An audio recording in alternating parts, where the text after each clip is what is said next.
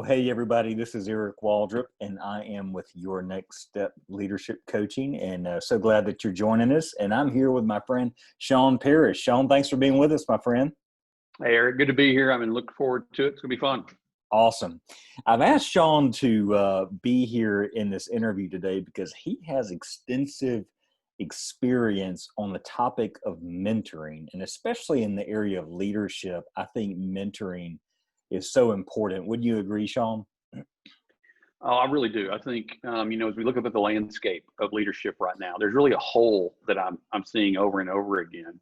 And it kind of goes something like this. A leader comes across a problem. They look to another leader who has maybe dealt with that, or maybe they think they really look up to. And that more veteran leader has probably done a great job of even documenting how they got to where they are, and probably given a great resource of how, if you'll just follow this step-by-step program, you can see the same results that that leader has seen. But then we as leaders, or as young leaders, we take that and it doesn't match up with the problems that we're seeing. And so instead of having confidence in ourselves, or confidence to solve the problem on our own, we just start looking for another leader.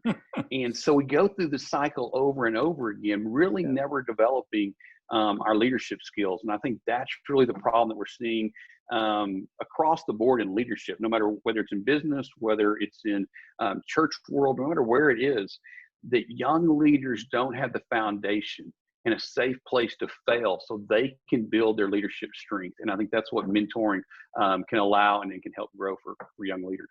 Absolutely. Shawn, you're the executive pastor of a church in College Station, Texas called Brazos Fellowship. And I've been there for a while. If you guys know where Texas A&M is, that is right in Shawn's backyard, literally, I think. And but you've had a lot of experience, really almost 2 decades of experience in teaching and coaching and mentoring and all kinds of sports, even where you've seen this apply. Is that correct? Yeah, so I didn't start off as a pastor. I was in the public coaching and teaching world. Really is where I started my career, and kind of started honing this. And really, some of these ideas really started as I was coaching young men and developing them in sports, football particularly, but a wide range of different sports, and just kind of seeing it and developing it. And then I moved over into the role I'm in now about 14 years ago. And really, my role here is to develop our young leaders and to help those who are in charge of the different ministries have the resources and think through the strategies they're going to use to do the things they do. On the side, I continued coaching in more of a volunteer helpful thing for the last time. So a lot of time spent in that world of just developing and coaching and mentoring. Shawn, I think there's a lot of people who would either want a mentor or would like to be used as a mentor for younger people. What would you say? I mean, what does it really mean to be a mentor, kind of in its simplest form? Yeah, I think if I just kind of boiled it down, the way I'm learning and expressing it and figuring out ways that it's really resonating with the guys and the people that I'm working with, people are looking for a safe place. And in the society that we're in the culture that we're in, there's a rush and a need to succeed. And most of the time, most of us don't have a place where we can really feel comfortable with somebody, can go to them to get feedback on things we're thinking about and unpack it for a while. And the ones that I've really seen this take off with are the ones who really just want to come and have a place of sounding board to say, hey, am I doing this right? Am I making good decisions? Am I using my time correctly? Is there a different way or a different approach that I could have? Yeah. And so that to me has really been one of the things that really I've had to learn in this thing. I kind of came into it more of a coaching mentality, meaning, hey, here's a program, here's a set of things to do and to try. And it's now evolved into more of letting them, the young leader, come and kind of set the tempo and the course of our time together, and help them kind of build not really a curriculum, but let them unpack what they're dealing with and let them have time to work through it, and not me bring a set of things I'm trying to instill. You said two words I think that stood out to me in that you said safe place. What Hmm. what do you do to provide a safe place for young leaders? Yeah. So it's everything from the physical environment to the way the meeting is kind of set up.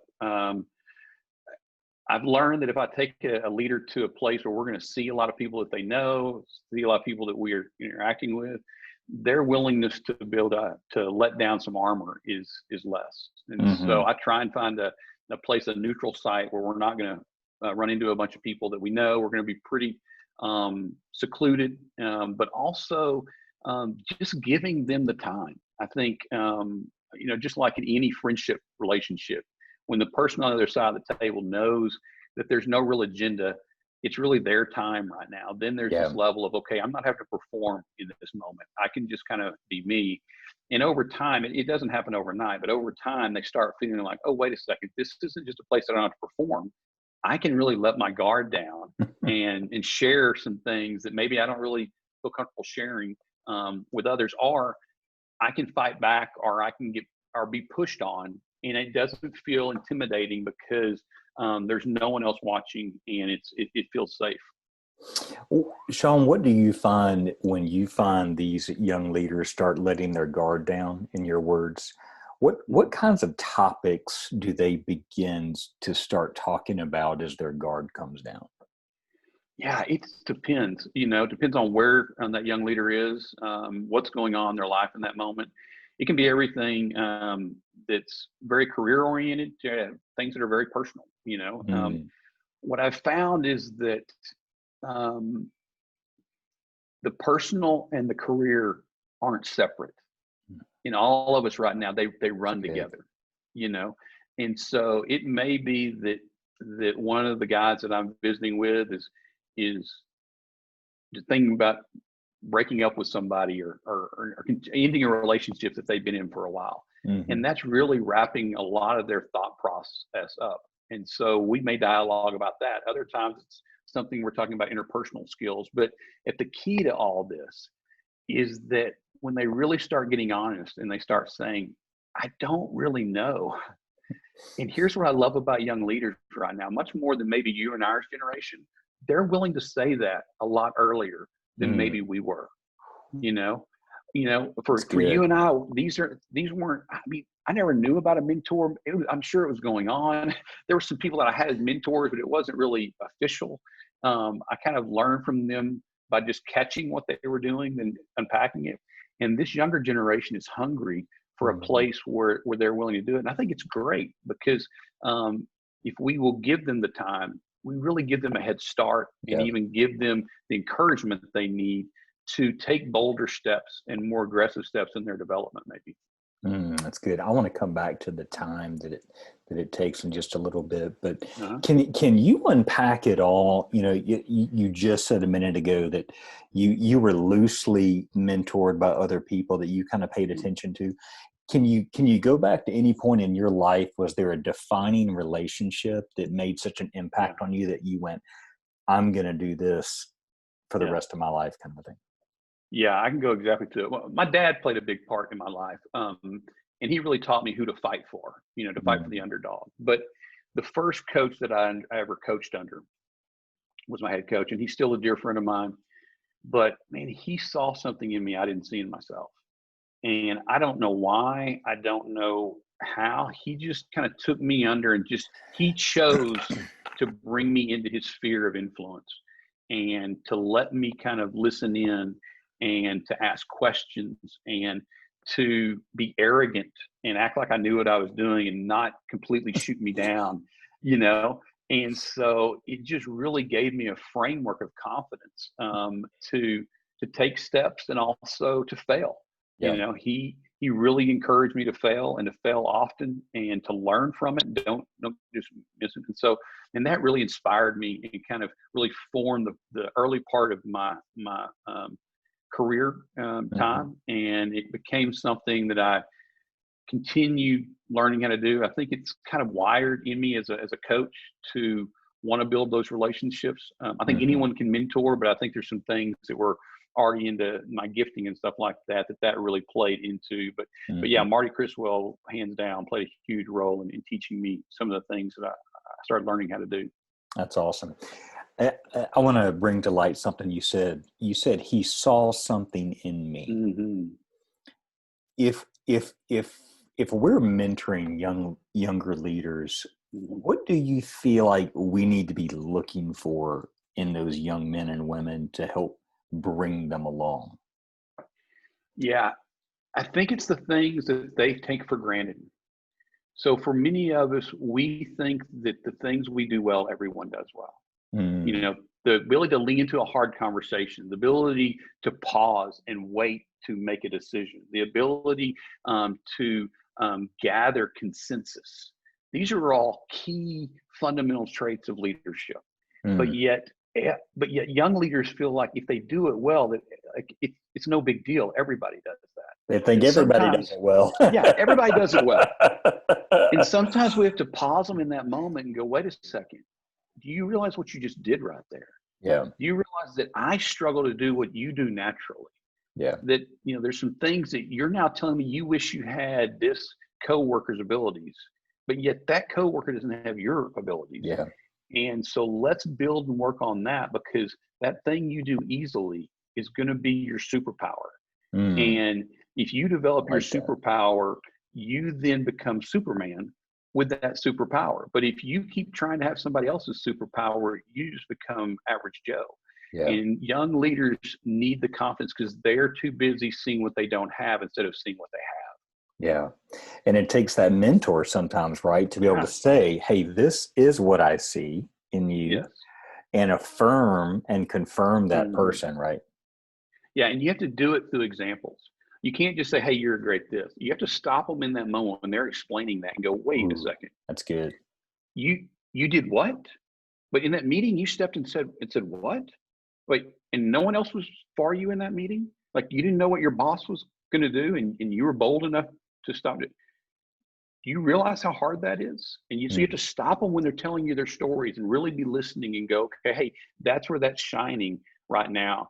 And really affirm what they're doing, and how that's giving you confidence, how it's making you feel as they're walking through that, because that's whenever it becomes real for mhm. them. Yeah, and it's almost like I'm hearing you say there's a mentoring, meeting maybe over coffee where you're at lunch or talking about life, Mhm. but there's also that real time mentoring that happens Mhm. when you catch them doing something like that, Oh yeah. and you're affirming that right there. Yeah. Yeah, definitely. If you work together or you're in a similar environment, a lot of the guys that I mentor, they're not with me all the time, Yeah, but man, the ones that I'm doing that are here in the office, man, if I can stop them in the middle of a meeting and go, man, that right there was gold. yeah, This meeting would not have been as good as it was if you wouldn't have stepped up and said that. Man, you yeah, just see that confidence start building the yeah. young leader. Sean, what have you learned about yourself as you've mentored younger leaders? Well, I've learned, first off, something that I've learned about mentoring is you have to be really patient Mhm. and you have to be a really good listener. Yeah. Okay. And here's what I've learned about myself: I'm a terrible listener and I'm not very patient. I love You know, it. in the early days of my mentoring, man, Yeah. I had these three guys that I've been there. I have several that I'm doing, but I've been mentoring these three guys. They were really the nucleus of me doing officially what I do. And they're really been my laboratory that I've learned on. But these young three guys came in. And when I say they're young, man, they were 19, 20 years old whenever we started meeting together. And like most leaders, they say, hey, would you mind mentoring? I'm like, yeah. And so I'm like, I'm going to find some study, some book to go through, and I did a lot of preaching in the early days. And when I say preaching, I'm not talking about saying anything, but I just started putting my dad hat on and Yeah. started like, oh, you came to learn from the God and let me expound my knowledge to you. Right. And I could just see their eyes rolling back, week after week, just like my own daughters would kind of start Yeah. doing. And I started going, I got to start doing something different. And so I started realizing, man, I need to ask more questions. I need to let this thing, I need to let them kind of set the pace and the agenda. This is their time. It's not my time. Mhm. And so when I started doing that, when I started learning how to listen really to not only what they were saying, but what they were expressing, what their body language was telling me, Mm. where their hesitation was coming. When I asked them a question, that really stopped them in their tracks, and they needed time to let it process. And I didn't jump in and feel the awkward silence. I just let it just sit there until they could kind of formulate their ideas. When I Mhm. started having patience for that, man, it radically changed the tenor and the feel of those get-togethers. They started coming to life. It became easier for me because I wouldn't have to prep as much. I Right. wasn't having to be frustrated with them because they weren't prepping. One of the things that I started learning from them after we'd been doing this, the first half, the first 3 or 4 months, it was like, okay, let's read this book, let's do this thing. And they were coming in half reading it, half not reading it, feeling guilty. When we took all that off and just started having these conversations, and I was more patient and just kind of let it develop, all of a sudden they came to life. And what really sold me on was I started these 4 college students. First semester, we were meeting at 4 o'clock in the afternoon. Well, because of my schedule and their schedule, it wasn't working. And so on a Friday at 8 o'clock in the morning was the only time I could meet, that we could all meet together. And they said yes. Mm. These are 4 college men At 8 that are in a.m. their, on yeah, Friday at 8 morning. a.m. on a Friday morning, and 18, 20 years old. And they were saying yes. And I was like, okay, I've got to keep doing more of this because this is what they're hungry for. Mhm. And so, and it also, the thing that I've learned too, to kind of get back to the original question right there, is this is what I want to do. I don't know why, but man, there is such gratification in doing this. Mhm. And it's something I want to figure out how to continue doing for the rest of my life. And I want to get better at it. I Yeah. want to um, really hone the craft of it. I think I'm at the early stages, even though I've been doing it for about 5 years now, um, really consistently. I feel Mhm. like now I've got so much more to learn and do it. And so I've really learned this really, it feeds me as much as I get Right. to give to others. Right. Man, you said so much stuff there that was just gold. What I heard you say was some of the greatest tools that we can use in mentoring are: number one, patience; Hmm. number two, good questions; and Oh, yes. number three, listening. Right. Hmm. But there was a fourth one there when you were talking about your schedule, that 8 a.m., kind of a thing. There is something to calendaring mentoring, isn't there? Mm. Yes. How do you do Um, that? well, it depends. So if I go into a formal, hey, you know, so these 3 guys were looking for mentors, Okay. and they knew my daughter, and they said, hey, would your dad, they knew I was a pastor, and they said, would your dad be interested in mentoring us? I was not interested at that moment. I was like, no, Elizabeth, I don't have time for this. And God really pushed it upon me. If your daughter needed this from a woman, wouldn't you want her to say yes? Right. And so it really said, okay. So I said yes. So we went into kind of this and set it up. It's a week by week thing. It's almost like a small group, but Yeah. it's just kind of we meet. Then I have some other guys that I meet with, and it's just maybe once a month or Yeah. it's twice a month. But we don't leave that meeting without setting up the next meeting That's that good. when we're going to have that. Yeah. And some of it's formal, some of it I know I'm mentoring them, but they don't know that I'm Right. mentoring them. They would Yeah. probably say it now, but Yeah. that's not how it started out. It was just us getting together, having coffee or having a meal, and me just kind of digging in and letting them have a safe place to unpack some stuff. That's so good, because I want to drill down to that and double click just for a second, because Yeah. it can sound a little weird to say, "Hey, let me mentor you," or "Will you mentor me?" Like it's like it's like, oh, that just sounds a little creepy. More than creepy. Yes, absolutely. That's more than creepy. Yeah. So there's something to be said for approach. What's the best Mhm. approach would you suggest, if first of all, to the person who wants to be mentored, how to approach somebody, Mhm. and second of all, for somebody who's older and has more experience who wants to mentor, so, like, what kind of approach would you suggest? Yeah, this is one I wrestled with for a long time because as I kind of got into this, I was probably 3 years into it, and I had some friend of mine that were asking me. They knew I was doing this, and some of the gentlemen that I was mentoring, their friends were asking. There's a hunger for this out there. This isn't. Right. You don't have to go find it. It's a hunger. And when I thought about it, it's like if you do a sign up sheet, 'cause I've got these guys that say they want to mentor, and I got these guys that want to be mentored. If you do a sign up sheet and try and match them together, like that's not going to work. Yeah. And one of the things that I really found is that number one, the person who wants to be mentored, the young leader who's looking for it, they have to see something in you that they want.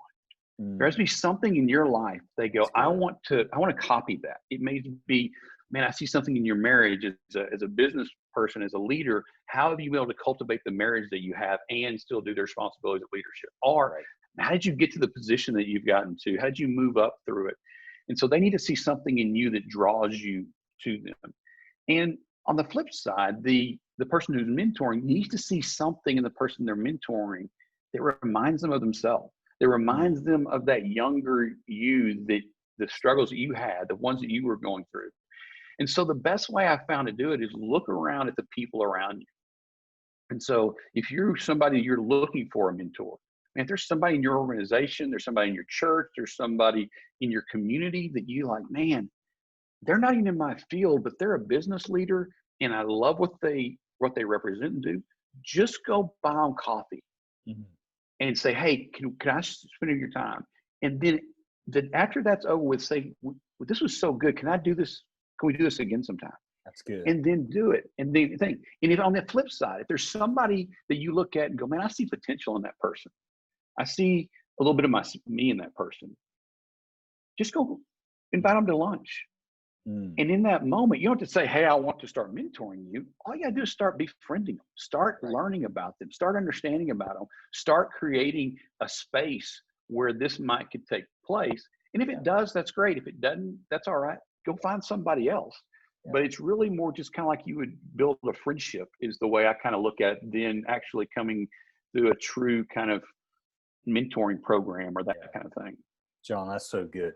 What what would you say to someone who would like to be a mentor for younger people, younger leaders, but they're not sure that they've got anything to offer? They don't know if they've got anything that others can learn from. What would you say to that person to really start kind of, to do at that point?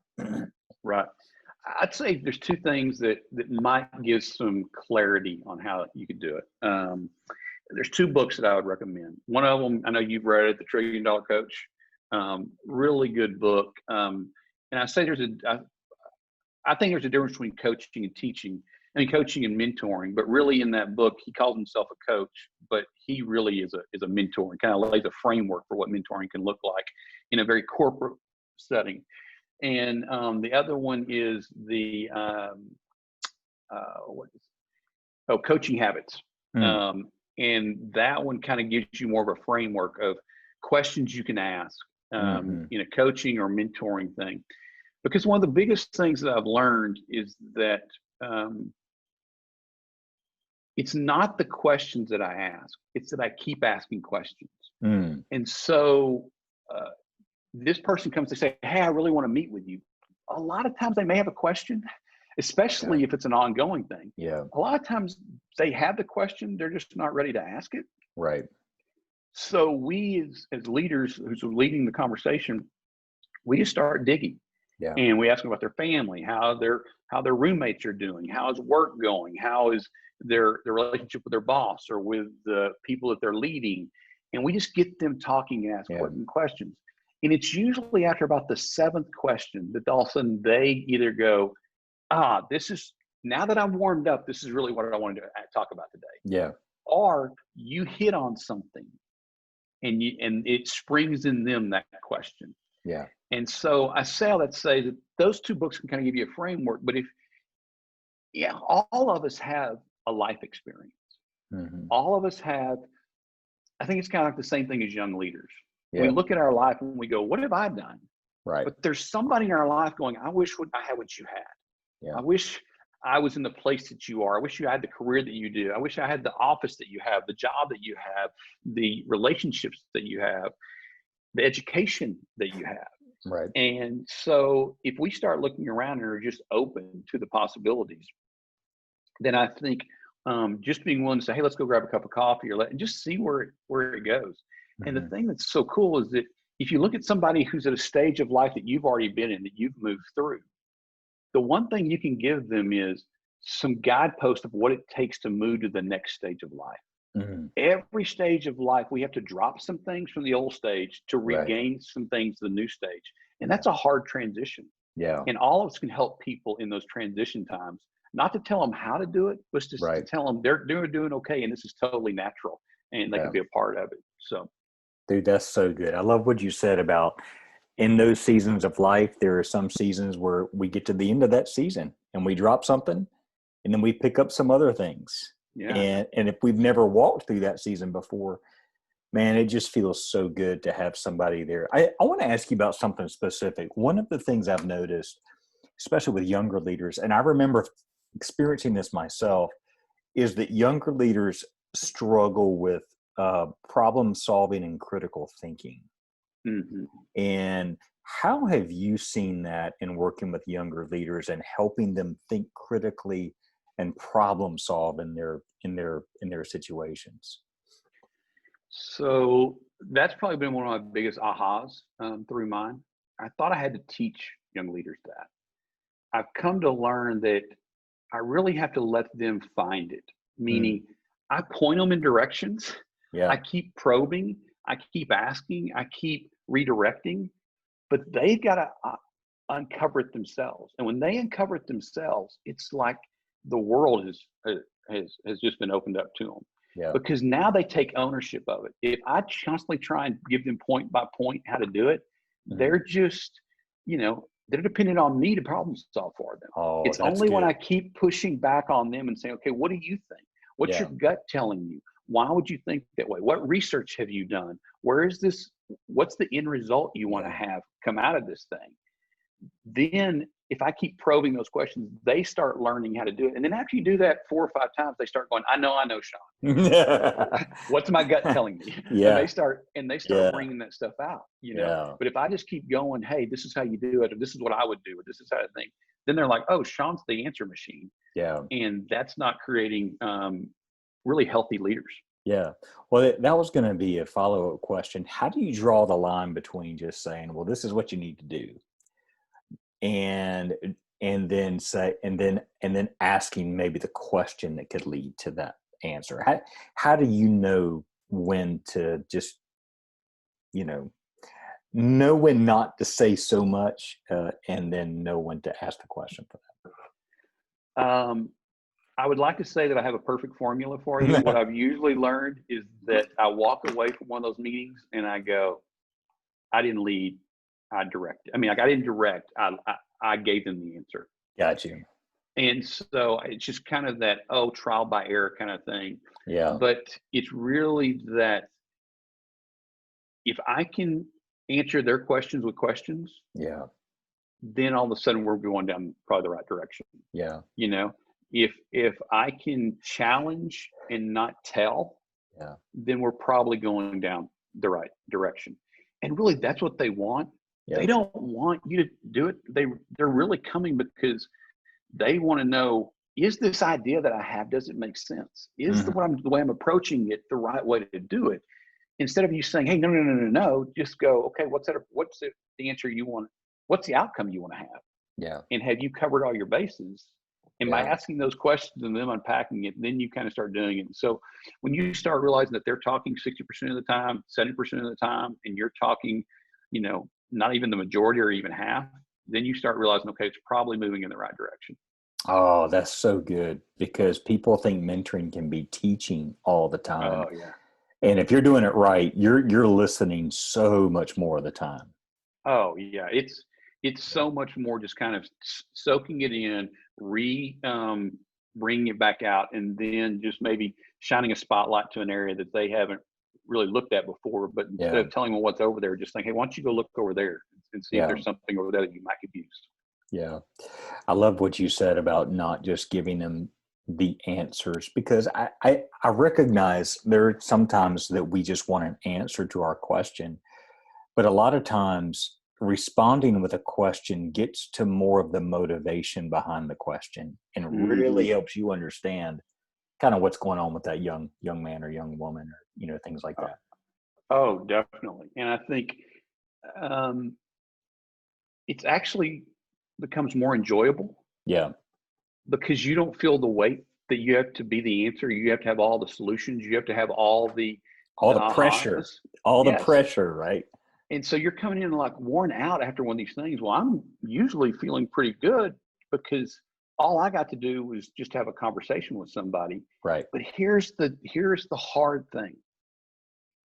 We all think we ask good questions. We don't. We're Yeah.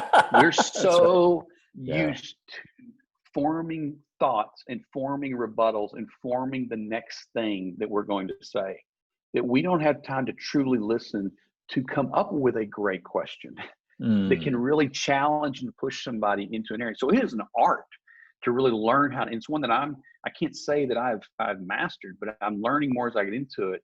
And the real um, formula for being a good mentor is really learning how to ask good questions that launch yeah. the young leader into a whole thought process, causing them to ask even Yeah. good questions. Shawn, speak to even further about why questions are important just in leadership in general. Oh yeah, that's. I wish I would have known. Somebody would have told me in my 20s how important questions are, and I think it like what you said, it gets to the heart of where we're going. Hmm. It instead of me assuming um, Mm. things. Matter of fact, I have one of the young men that I mentor, and he always texts me questions and says, "Hey, Shawn, what do you think about this?" Or, and I'm like, "That's a great question. Look, we got to meet one on one with that, or we got to meet because I can't do this over a text This message." is not a text. No, Yeah. but what I've found is a lot of times his questions, my mind immediately thinks he's talking about something. Hmm. But whenever I ask him, okay, what do you think about this? All of a sudden, I immediately realize, oh, what he was thinking and what he was actually asking is not where my brain was taking. Yeah. And so instead of me assuming that I know where the person's going, or even assuming that they know where they're going, Yeah. a lot of times they don't even know where they're going. By asking more probing questions, it clarifies really what they're struggling with, what they're trying Right. to get to the heart of. And it makes it to where you look smarter as a leader, as a mentor, Yeah. because you're not going down rabbit trails. They're like, yeah, that's not really what I Yeah. want to talk about, but they're just too polite to not sit there and say anything. Right. And so it starts uncovering for them, it starts challenging them, and they feel so empowered when they walk away and feel an aha that Yeah. they came across themselves. Well, and you and I have felt this in leadership. We feel the responsibility, or I remember, especially younger in my leadership, I felt the responsibility to know all the answers. Hmm. And then you cross that threshold and realize the world is so big and so complex, I'm never going to know all the answers, but at least I can ask the right questions. And Hmm. and what I love about mentoring is that I really feel like in what you're saying is it we lead by example when we ask questions, because the folks we're Yes. mentoring learn how to ask questions. Yeah. And I think it also teaches them this. We want to live in a binary world where we put things as good and bad, That's right. usable, not usable, friend or foe.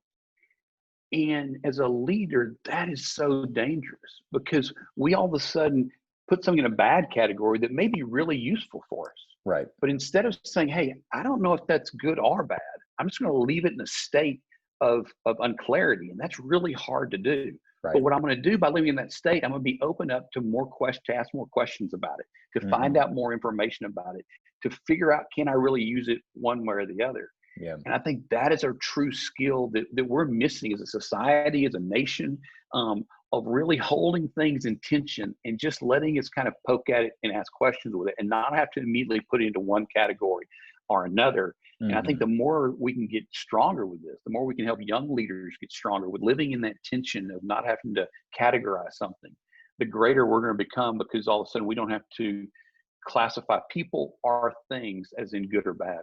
Right. Right. I love it. Dude, what I love what you said about, hey, if you're a younger person and you're looking for somebody to help you navigate some circumstances, find somebody that's similar to you and who you admire and ask them for a cup of coffee, lunch, whatever. Mm. If you're an older person, you've got some experience, look for somebody who's like that younger you, and you see something in them that you would just like to get to know and be able to help and serve them and offer them. So I love what you said about that. All right, to kind of close us out, are there some go-to questions that you like to ask people when you're mentoring? And I know circumstances kind of dictate what those questions could be, but off the top of your head, are there maybe 2 or 3 for our listeners, if they wanted to try some of these, that you would say, hey, these types of questions have worked well for me in the past? Yeah. Well, yes, I'll get to a question, but it's also kind of a thing. So sometimes when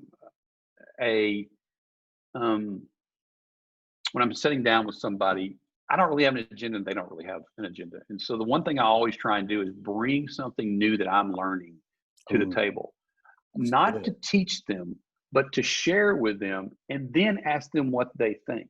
So I may be learning some new way of handling inner office situations, or even an area of growth that I'm trying to establish, or even just an idea that I'm kind of rattling around in my head. And I present it to them and say, hey, what do you think about this? And that really starts a dialogue. But it also, what it does is it shares with them, hey, I got to keep learning as a leader because my mentor is having to keep learning as a leader. And my mentor has to wrestle with things. So therefore, whenever I'm learning something new, I'm going to have to wrestle with things. And it also gives you a different perspective. If you're really wrestling with something, to go find out what a 24-year-old thinks about it, man, they may shine a light on it that's so impactful for you that you're like, oh, I would have never approached it like that. But I completely see now how that can be much more beneficial than the way I was even thinking about looking at it. So that's one of the things that I always like to bring, something that I'm kind of learning and sharing, and that kind of starts the conversation on. I think also when I'm that same question, when they ask me the question, if I can turn around and go, what do you think, before I tell them the answer to their question, it really starts the dialogue. Because here's the deal. That's what they really want to talk about. We love to hear our own voice. Yes. They ask you that question because they want to tell you what they feel about it. Yes. And so just let them do it. Yeah. And so that's part of the role of a mentor, is that for an hour, whatever the time I set aside, that's their time. This isn't my time. And so the prettiest voice we all love listening to is our own.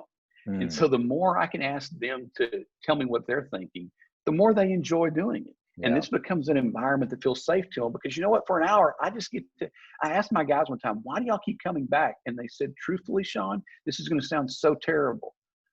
It's completely selfish. We get to completely have this hour to talk about whatever we want to talk about. And I was like, thank you for your honesty, but that's the truth. That's what we're doing. This is my best question. It's the question that I ask every time at the end of a session that I'm visiting with somebody. It's the one that's the most revealing. Is, what are you taking away from our time today? What's one thing you're taking away from our time today? And I ask it for 2 reasons. Number one, I like them to just brag on me, everything they learned. That's not it. That's what they think it is in the beginning. I don't tell them why. I love it. That's what they think it is in the beginning. But what it is this. We talk all the time. We share things all the time. If we don't have something that helps us mark knowledge in our brain, it helps us have a placeholder, we'll lose it. And when they sit there and put that placeholder in their head and say, this is the thing I'm taking away today, it helps them hold on to that. Yeah. But what it does for me is it reveals to me the thing that they were most interested in. That's really where their heart is. Because we may have talked about a lot of different things, but a lot of times they'll share with me that one thing with something was just even passing. But man, it really shows, oh, that's where they're sitting right now. That's really what they're struggling with. That's really what they're wrestling with. And I would have never known that if I wouldn't have said, hey, can you tell me the one thing that's going on? And it's the hardest question to ask because it feels so like you're asking it for yourself, but it's the Yeah. best question to ask at the end of a session together. Shawn, that is such a great point because we can sit there be thinking, oh, I bet they're thinking about this particular situation that we just spent 20 minutes talking about. But in all actuality, what's really resonating with them could be something completely different. And that Yes. really does reveal where they're struggling, where their heart is, where Hmm. their mind is. And it helps you, dude. That's so good. That's so good. Well, man, thank you for dropping some knowledge on us about mentoring today. I think this is fantastic. I think this is Yeah. fantastic. And this has certainly given me some ideas. Guys, if you're watching out there and you are leading in your context and you're trying to figure out, hey, how can I mentor? Who needs mentoring? How do I approach people in a less creepy way if they need mentoring? Some questions to ask. Shawn has just dropped some knowledge on us that I think has been fantastic. So anyway, Shawn, thank you for your time. I know you're extremely busy, but thank you for sharing your leadership wisdom with us today, man. Hey, anytime is great, Eric. Thanks. All right. Thank you.